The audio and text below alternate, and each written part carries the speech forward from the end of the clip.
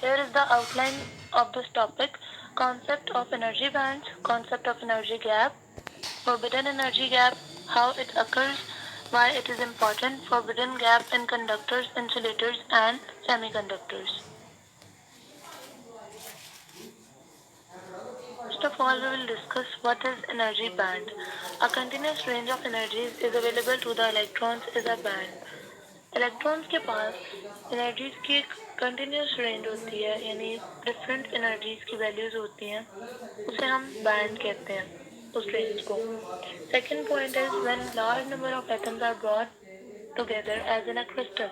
They interact with one another to such an extent that the energy levels of the outer electron shells of various atoms are slightly shifted by their mutual interaction, obeying Pauli's exclusion principle.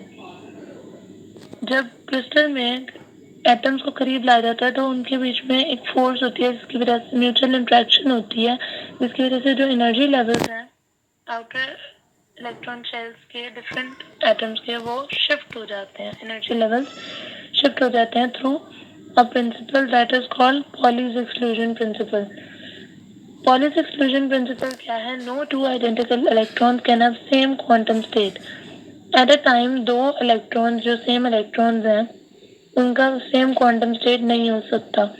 As a result of shift in the energy levels, an energy band is formed.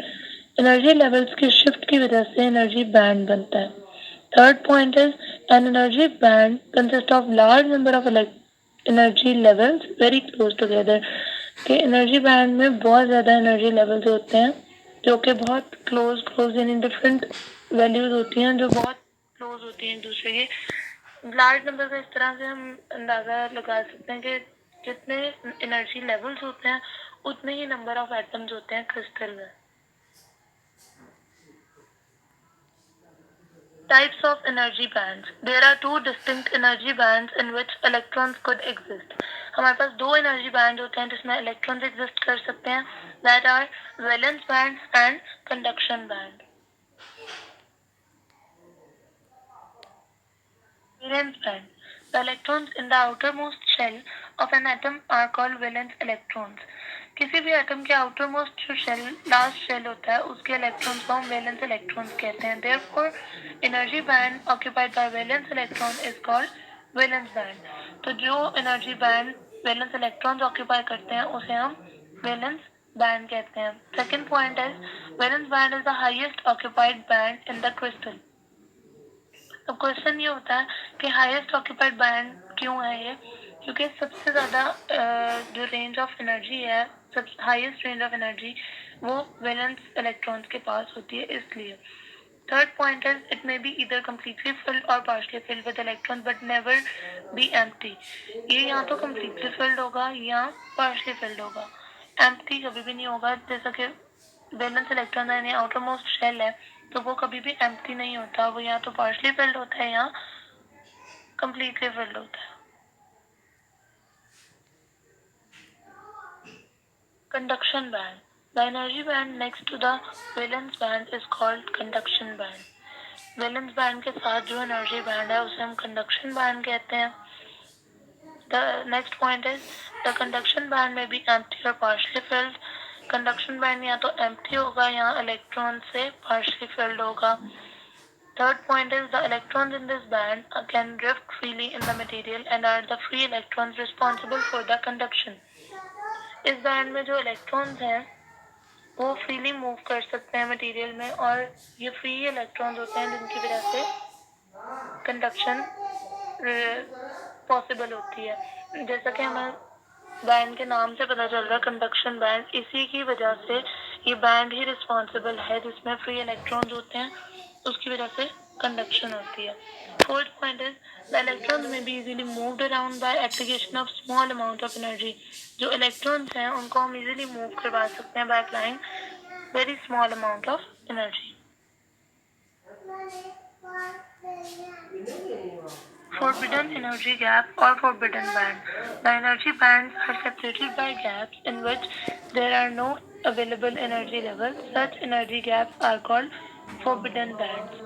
जो energy band हमने discuss किए हैं उनकी बीच में separation होती है जहाँ पे कोई एनर्जी लेवल हमारे पास अवेलेबल नहीं होता, इन एनर्जी गैप्स को हम फॉरबिडन बैंड्स कहते हैं। In second point, it is the difference between two consecutive energy bands, यानी ये जो है वो दो एनर्जी बैंड्स के बीच में डिफरेंस है, जिसको उसने बताया हुआ है the difference between lowest value of highest energy band minus highest value of lowest energy band. यानी हमारे पास जो हाई एनर्जी बैंड होगा उसकी लोएस्ट वैल्यू को हम माइनस कर देंगे लोअर एनर्जी बैंड की हाईएस्ट वैल्यू से, तो हमारे पास एनर्जी गैप की वैल्यू आ जाएगी। In this, we will discuss how energy band occurs. When atoms are brought close together, as in solids, the electrons come under influence of forces from other atoms. जब जैसे solids में atoms को करीब लाया जाता है तो इलेक्ट्रॉन्स पे फोर्स अप्लाई करते हैं वो एटम्स, और where the energy level merge into the bands of energy levels, यानी जो एनर्जी उस टाइम पे होगी वो डिफरेंट लेवल्स में डिवाइड हो जाती है और वो बैंड्स की शक्ल में आ देती है, यानी डिफरेंट रेंज ऑफ एनर्जीज जो हैं वो बैंड्स की शक्ल इख्तियार कर लेती है। While separating these energy bands is an energy gap. अब इन एनर्जी बैंड्स को जो स्पेस सेपरेट कर रही है वो एनर्जी बैंड क्रिएट कर रही है जहाँ पे कोई एनर्जी नहीं है। It is also termed as forbidden gap in which no electron exists. जहाँ पे कोई इलेक्ट्रॉन नहीं है, कोई एनर्जी नहीं है, वो एनर्जी गैप है।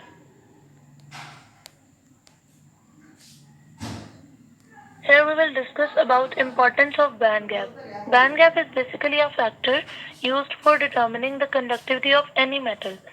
Band gap वो फैक्टर है जिसमें किसी भी मेटल की कंडक्टिविटी डिटरमिन करता है, यानी कितना वो हीट या इलेक्ट्रिसिटी को ट्रांसफर करता है। Next point is energy band gap differentiates metals into conductors, insulators and semiconductors. हमें एनर्जी बैंड गैप के थ्रू पता चलता है कि whether the metal is conductor, insulator और अ सेमीकंडक्टर। ये चीज नेक्स्ट स्लाइड्स में एक्सप्लेन कर दी गई है कि किस तरह से हमें बैंड गैप के थ्रू पता चलता है कि whether it is a conductor, insulator or semiconductor. Third point is energy band gap is usually referred to the energy difference between two bands. यानी हमारे पास जो energy band gap है वो असल में हम energy difference को कहते हैं दो bands के दरमियान। कौन से दो bands के दरमियान? conduction band और valence band।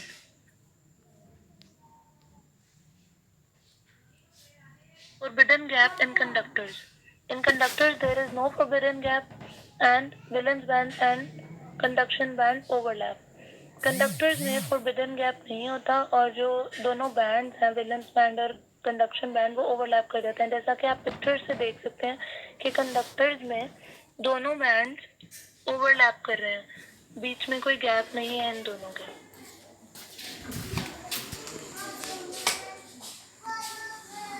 Forbidden gap in insulators. In insulators there is widest forbidden gap. Insulators में सबसे ज़्यादा forbidden gap होता है as compared to conductors and semiconductors. As we can see in the diagram that there is a wide gap between conduction band and valence band. Forbidden gap in semiconductors. The forbidden gap in semiconductors is much narrower as compared to that of conductors or insulators. Conductors और insulators के comparison में semiconductors के जो forbidden gap होता है वो बहुत narrow होता है। The forbidden gap is so narrow that the electrons in them are readily excitable thermally from valence band to conduction band. यानी इतना नैरो फोरबिडन गैप होता है कि जो सेमीकंडक्टर्स में इलेक्ट्रॉन्स होते हैं ना उनको हम हीट एनर्जी प्रोवाइड करके इजीली वैलेंस बैंड से कंडक्शन बैंड में मूव करवा सकते हैं। In next slide we can see the diagram of forbidden gap in semiconductors. In this slide, there is a diagram of forbidden gap in semiconductors. Semiconductors में हम diagram में देख सकते हैं कि semiconductors में conduction band और valence band में band gap बहुत small होता है, इतना small कि जो valence band से electrons हम easily heat energy provide करके conduction band में move करवा सकते हैं।